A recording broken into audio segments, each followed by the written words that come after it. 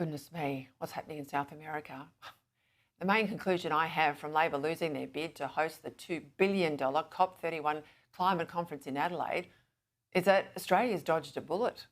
That's money that will no longer be wasted on a giant talk fest where people whose emissions are very high will try and tell the rest of us that our emissions should be very low. What's more, Chris Bowen's duties as the COP President of Negotiations, I mean, it's a made-up title, isn't it?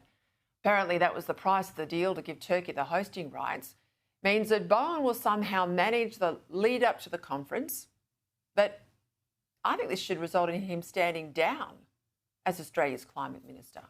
How can you do both? Sadly, Anthony Albanese has not drawn the conclusion I have that Bowen's new global role is incompatible with his full-time job here at home. You bet he can, because action domestically is also about action globally. So poor old taxpayers here in Australia will continue to fund Chris Bowen's lifestyle as the minister, but will also now fund his non-stop climate evangelism. Poor old Western world, you're going to be inflicted with Bowen. He'll be out there with his deluded message that somehow the pursuit of zero emissions is going to produce some sort of global green nirvana. That's total and utter fantasy. Even Bill Gates and Tony Blair now admit that. For his part, Bowen today was even more full of himself than usual. The COP is held in Turkey, but Australia, myself, is appointed COP President for negotiations, for the purposes of the negotiations. I would have all the powers of the COP presidency to manage, to handle the negotiations, to appoint co-facilitators, to prepare draft text, and to issue the cover decision.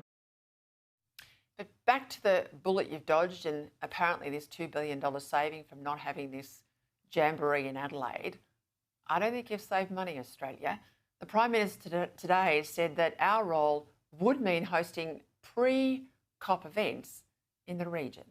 The very existence of island states such as Tuvalu and Kiribati, the issue of our oceans, all of those issues will be front and centre. I mean, come on. This notion that Tuvalu is about to disappear without more climate action on Australia's part is basically a shakedown for more aid money. In 2018, no less a source than the ABC fact-checked said that in the 4 decades to 2014, Tuvalu's total land area had grown by 2.9%. ABC Fact Check went on to say that Tuvalu's individual islands, 73 of them, had increased in land area, while just 28 had decreased. Just one, they said, had eroded entirely.